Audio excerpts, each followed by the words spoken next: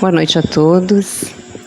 Que a paz de Jesus nos envolva e nos traga o conforto, o consolo e a paz de que estejamos necessitados. Vamos orar.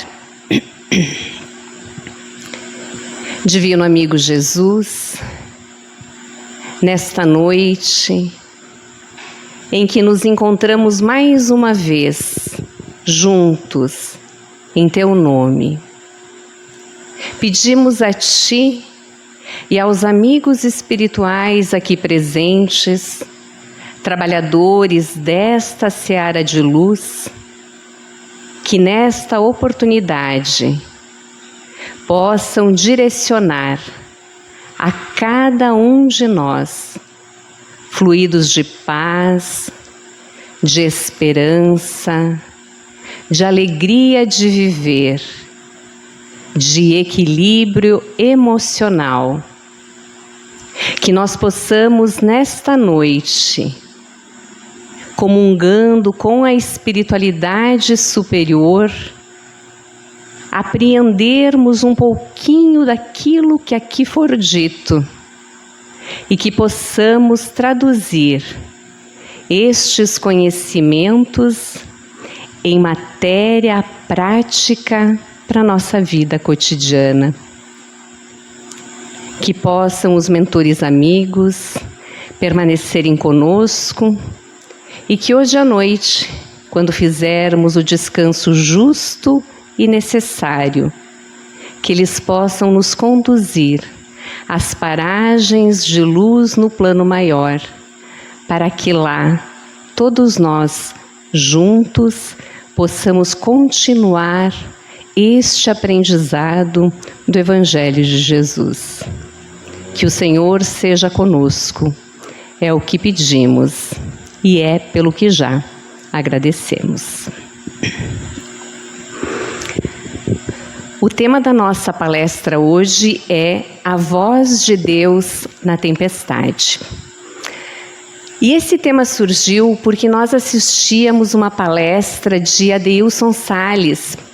E ele comentava na palestra que, em virtude da sua profissão, ele tinha o hábito de deixar o telefone celular sempre ligado, porque ele atendia muitas pessoas que estavam passando por problemáticas graves, depressão, ideias suicidas. Então ele sempre mantinha o telefone ativo.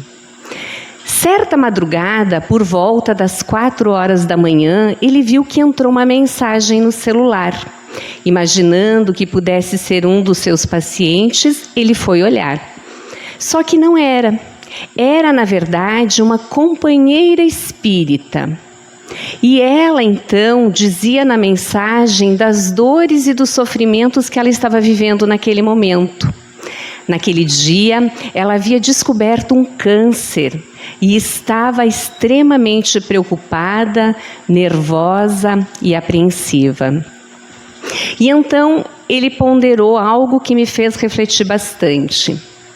Diz ele que sentou na cama, orou e pediu a Jesus que ele pudesse, naquele instante, ser a voz de Deus no meio da tempestade que aquela irmã estava passando. A voz de Deus na tempestade. Vamos dividir o nosso tema de forma didática. Vamos trabalhar primeiro o aspecto da tempestade. Quando nós pensamos numa tempestade física, o que a gente imagina? Um céu escuro, vento forte, chuvas abundantes, granizo, enfim. Quando nós pensamos numa tempestade emocional, o que vem à nossa tona? O céu da nossa alma fica escuro, os ventos uivam dentro de nós, mas uivam em que sentido? Em medo, em angústia, em temores. As tempestades emocionais, elas são aqueles momentos em que o sofrimento bate à nossa porta. E todos nós se não estamos passando por um momento assim, ou já passamos, ou iremos passar. Porque a vida traz o sofrimento como uma proposta pedagógica da vida. Mas é importante nós refletirmos um pouquinho sobre o sofrimento. Os espíritos, eles nos dizem que muitas vezes nós vamos sofrer além do necessário, porque nós não compreendemos duas leis divinas, duas leis da vida, duas leis da natureza. A primeira lei é a lei da impermanência. O que quer dizer essa lei? Que nada dura para sempre, que tudo acaba, que tudo passa. E aqui começa o sofrimento humano, porque nós queremos congelar a vida naquele momento em que nós fomos felizes. Mas a vida não é uma fotografia. A vida é um rio, ela flui, ela anda. Então, muitas vezes o nosso sofrimento começa dessa nossa necessidade de nos apegarmos a coisas que já passaram, que não nos pertencem mais neste momento. E isso vale para tudo, coisas materiais, elementos pessoais, para tudo. E é interessante a gente pensar que todos nós vamos passar por estações dentro de nós. Nós viveremos estações luminosas de primavera, que são aqueles momentos onde tudo está bom, onde a nossa vida flui, onde a gente sorri para tudo, porque está tudo legal. Só que vão ter momentos que nós vamos viver que são os invernos da nossa alma. E que aí a gente não vai ter aquela condição de sorrir tanto assim. Mas os espíritos nos dizem que nós precisamos viver cada estação emocional que se coloca à nossa frente, entendendo que tudo passa. O que é bom passa, o que não é bom também vai passar.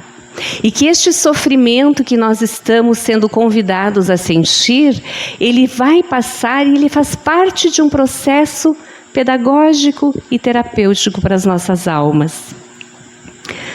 André Luiz, no livro Nosso Lar, no preâmbulo, bem no iniciozinho, ele traz um texto belíssimo que a gente convida todos a lerem. Nós extraímos uma pequena parte que é onde ele fala, onde ele trata dessa questão da impermanência. Em determinado momento ele vai dizer o seguinte: uma existência é um ato, um corpo, uma veste, um século, um dia, um serviço, uma experiência, um triunfo, uma aquisição, uma morte, um sopro renovador. Vejam a dimensão. Para nós uma vida é uma coisa interminável, mas não é. É só um dia de trabalho na seara, que é uma seara infinita.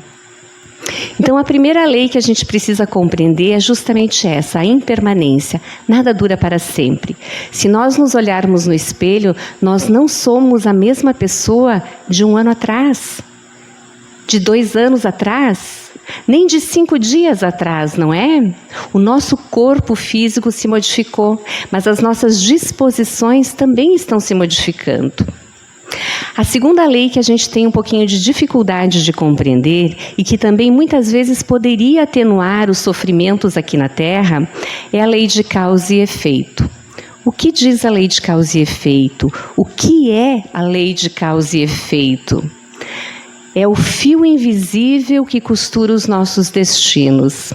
A lei de causa e efeito, ela vai dizer que nada acontece por acaso, que nós não somos nem vítimas do processo, porque nós somos, na verdade, partícipes da vida. Nós somos herdeiros de nós mesmos. Hoje nós nos encontramos nesta posição que nós estamos, colhendo os frutos de tudo aquilo que a gente plantou no passado. Mas além de colher os frutos que plantamos no passado, estamos semeando agora, no presente, para colhermos novos frutos no futuro. Sobre essa questão, é importante a gente pensar que a gente não pode, quando a gente pensa na lei de causa e efeito, nem entrar num processo de vitimização e nem de culpa, porque tanto a vitimização quanto a culpa, elas nos paralisam. E a gente precisa caminhar dentro de um regime emocional mais saudável, que seria a gente ter a condição de trabalhar a responsabilidade em nós. Nem vitimismo, nem culpa, responsabilidade. Porque a responsabilidade nos liberta, enquanto estas outras situações, elas nos prendem, nos paralisam, nos amarram. Alberto Almeida, numa das palestras que ele fez, ele trouxe um caso interessante que a gente vai conversar um pouquinho sobre a lei de causa e efeito. Era uma moça muito jovem e desde muito cedo ela sempre tinha uma melancolia muito, muito profunda. Parecia que ela buscava sempre o grande amor da vida e nunca a encontrava. E os pais sempre a acolheram, levavam ela cotidianamente a tratamentos psicológicos, terapêuticos, mas esse sentimento nela não era diminuído. E então, ela casou-se muito jovem, tinha um filhinho e continuou fazendo esses trabalhos terapêuticos, até que num determinado dia ela se viu apaixonada pelo terapeuta. E o terapeuta, um homem mais velho, maduro, ético, compreendendo a situação, conversou com ela e disse que não teria mais condições de atendê-la. E então passou ela para um outro atendimento. Deu, na verdade, vários nomes de vários colegas para que ela pudesse escolher aquele com o qual ela tivesse mais afinidade para prosseguir no tratamento. Só que aí ela começou a ficar enlouquecida e começou a pensar em suicídio. E a família então começou a ficar preocupada, porque ela tinha aquilo de uma maneira muito profunda, ela deixava transparecer.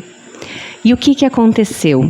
Eles levaram ela em inúmeros terapeutas até que chegaram em um que fazia a terapia de vidas passadas. E ela começou um processo terapêutico. Várias sessões, até que ela conseguiu levantar o véu do esquecimento e relembrar uma existência anterior. Ela se viu jovem, casada com esse terapeuta que ela havia se apaixonado nessa encarnação. Ele era o seu marido e eles tinham uma filhinha de 7 anos. E então, em determinado dia, esse marido sofreu uma emboscada e foi assassinado.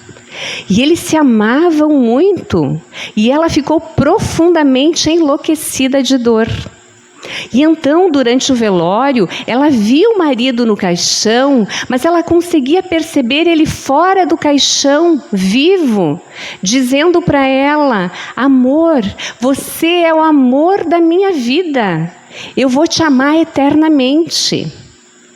Passaram-se alguns dias e ela, sem entender aquele fenômeno, enlouquecida de dor, ela resolve suicidar-se para encontrar o grande amor. Porém, nós sabemos que não foi isso que aconteceu. Ela passa por regiões difíceis até que em determinado momento ela é resgatada. Muitos anos se passaram. E então, na espiritualidade, depois dela receber auxílio e conseguir compreender o que estava acontecendo com ela, ela pede para saber dos familiares. E então a espiritualidade amiga diz que, na verdade, depois que ela havia se suicidado, os pais velhinhos que tinham ficado cuidando da filha, eles não aguentaram de tamanho sofrimento, perderam o genro, depois a filha, acabaram adoecendo e desencarnaram. E a filhinha ficou órfã. E aí ela tem um choque, porque ela não imaginava que isso ia acontecer. Mas ela pede para ver o ser eleito, o seu amor. E eles dizem então que ele já estava encarnado.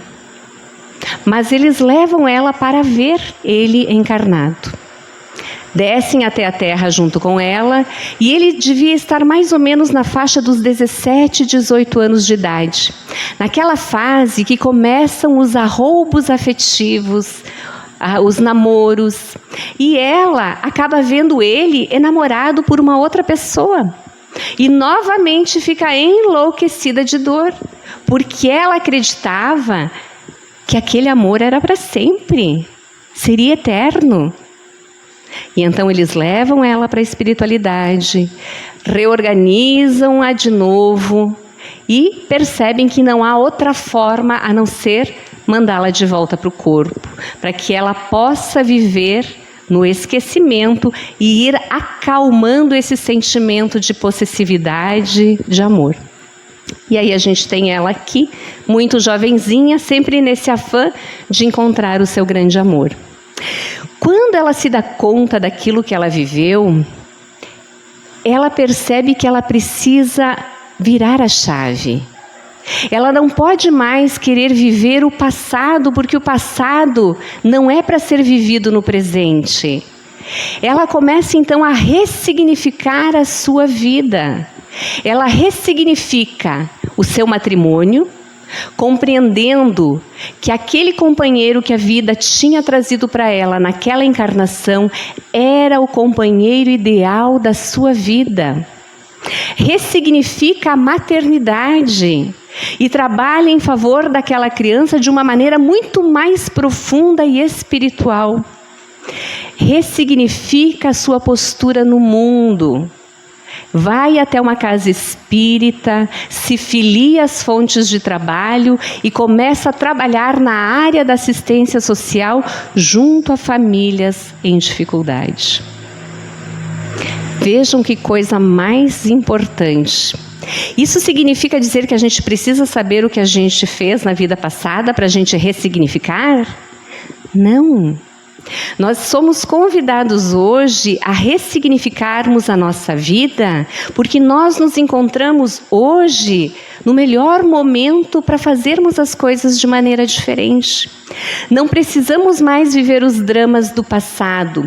E se algo ainda acende, liga essa chavezinha em nós, nós precisamos ressignificar dentro daquele aspecto que está nos chamando, que está nos trazendo algum tipo de desconforto ou de dor emocional. Compreendemos o sofrimento. Compreendemos que a tempestade, enfim, é o sofrimento que chega à nossa porta, que podemos sim analisá-lo sob uma perspectiva mais moderada, compreendendo a lei da impermanência, compreendendo a lei de causa e efeito que nos convida a ressignificar a nossa existência e não a querer viver dores do passado, mas fazer construções mais felizes no presente. E agora a gente vai pensar um pouquinho sobre a voz de Deus.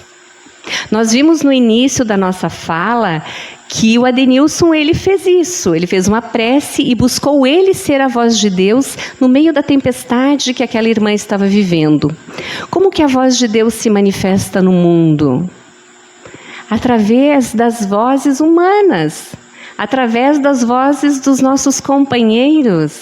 É assim que Deus se expressa nas nossas vidas. Só que acontece uma coisa muito curiosa. Muitas vezes nós temos alguns dilemas, algumas dificuldades e nós procuramos criaturas que não estão em condições de nos auxiliar.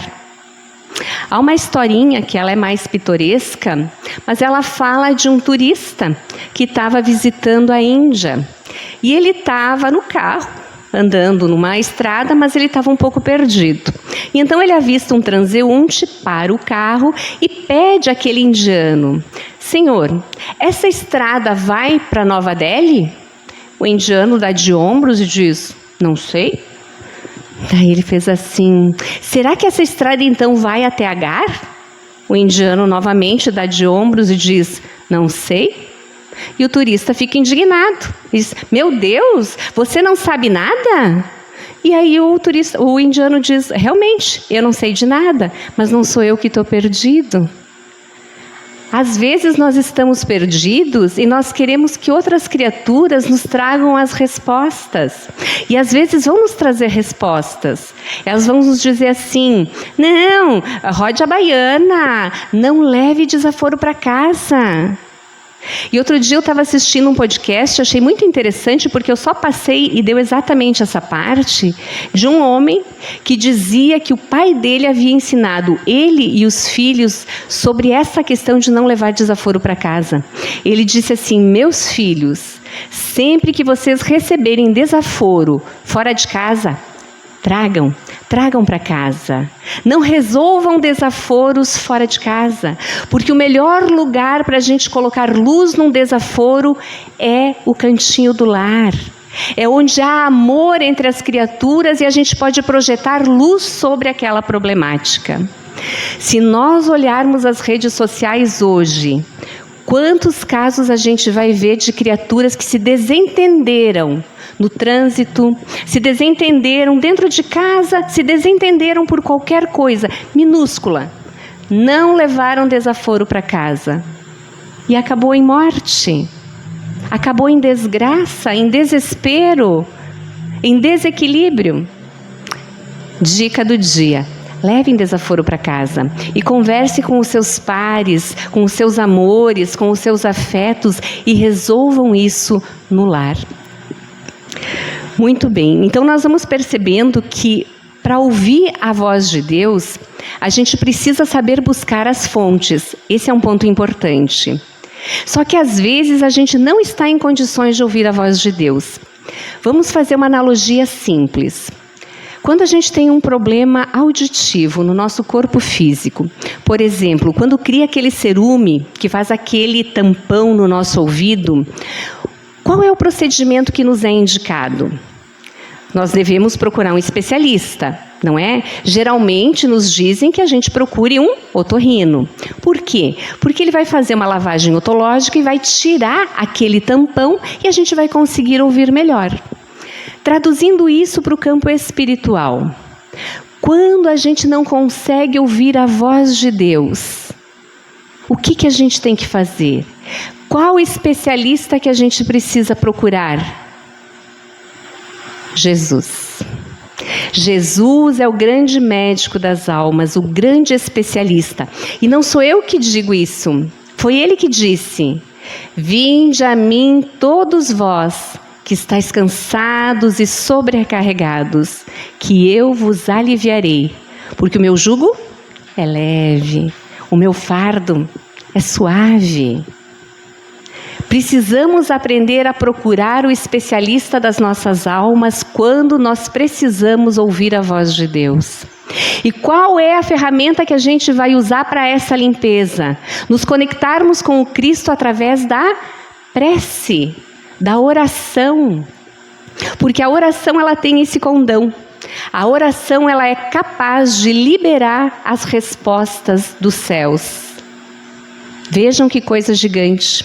Chico Xavier dizia que quando uma mãe ora, ela arromba as portas dos céus. Para a gente compreender a importância da oração, eu trago um caso que foi narrado por um palestrante espírita. E ele fala que desde muito jovem ele ouvia vozes, porque ele tinha mediunidade. Só que a família, ela vinha de outra matriz religiosa e eles não compreendiam o que era mediunidade. Então eles imaginavam que ele tinha algum problema. E ele foi levado em psicólogos, em psiquiatras, tomava medicação, enfim, foi vivendo a vida nesse sentido. Até que em determinado dia, o médico que o atendia disse para a mãezinha assim: mãezinha, a gente vai precisar interná-lo, não há outra alternativa, as vozes não cessam. E a mãezinha então olhou para ele com bastante propriedade, com muita educação e disse: não, eu compreendo, porém eu gostaria de uma segunda opinião. Eu vou falar com a Mãe do Céu. Saiu do consultório, o médico ficou estarrecido. E diz ele que a mãezinha foi realmente. Entrou no lar e começou a orar a Mãe de Jesus, a Virgem Maria. pedindo que ela iluminasse, que ela desse um norte, que ela indicasse o caminho. O filho era realmente louco? Ele precisava ser internado? E ela orou, não um dia, não 2, não 3, orou 15, 20 dias. Oração contínua de uma mãe que ama. E então, mais ou menos 20 dias depois, o filho, jovenzinho, passa por uma rua que ele nunca havia passado na sua cidade. E então ele se dá conta de um letreiro grande, que parecia mais gigante ainda aos seus olhos, que dizia: Centro Espírita Eurípides Barçanufo. As vozes lhe dizem: entra, entra meu filho, ali é o teu lugar. Ele entrou e nunca mais saiu. O poder da prece. Quando nós quisermos nos conectar, nós precisamos ter essa força das mães, para que a gente possa realmente impulsionar a nossa prece e que ela chegue aos mais altos graus da espiritualidade, porque a resposta vai vir. E aí a gente tem que ter olhos de ver, como dizia o Cristo, ouvidos de ouvir. A gente precisa estar abertos à nossa percepção. Porque muitas vezes Deus fala e a gente diz: não, mas não é isso que eu quero escutar. Mas Deus está falando e a gente não está ouvindo. Contam que certa feita, um monge que passava por muitas dificuldades emocionais, vivia conflitos angustiantes dentro de si, ele resolveu ir falar com o seu mestre. Ele adentrou a salinha que o mestre estava meditando. A salinha estava em penumbra. Tinha apenas um filete de luz que entrava numa janelinha muito reduzida. A cortininha, ela tinha se desprendido, então permitia que aquela luz adentrasse. O mestre, sentado num tapetinho velho, no meio da sala, em posição de lótus, meditava. O monge jovem sentou-se à frente do mestre e suspirou para mostrar-se presente. O mestre então abriu os olhinhos devagarzinho, percebeu o jovem monge e este começou a falar das suas dores, das suas dificuldades, dos seus sofrimentos e deitou sobre o mestre todas as suas aflições. O mestre então ouviu com paciência e de repente virou-se para a janelinha e olhou detidamente para aquele filete de luz que adentrava. E o jovem monge então olhou para aquilo e ficou alguns minutos olhando fixamente para a janela. Então começou a chorar. Chorou copiosamente. Levantou-se e disse: mestre, muito obrigado. É isso que eu preciso fazer. Eu preciso deixar a luz do alto entrar em mim, para que eu possa ser luz onde eu for. Saiu, feliz, rutilante. E o mestre então sorriu e disse: mas eu só queria que ele arrumasse a cortina. Por que ele teve essa compreensão diferente? Porque ele ouviu a voz de Deus dentro dele. Onde está escrita a lei de Deus, questão 621 do Livro dos Espíritos? Na consciência. Onde está a voz de Deus? Dentro de nós. Irmãos, calemos as vozes do mundo e ouçamos a voz de Deus em nós. Encerramos com Meimei. Deus te ama e tu percebes. Sua ternura te rocia a face e suas mãos te sustentam. Seu hálito te vitaliza e sua voz silenciosa chega até os teus ouvidos, com bênçãos, com esperanças e com orientações. Deus vive, manifesta e dilata o seu amor através de ti. Tu tu o sabes, e onde tu estiveres, Deus sempre estará contigo. Vamos orar.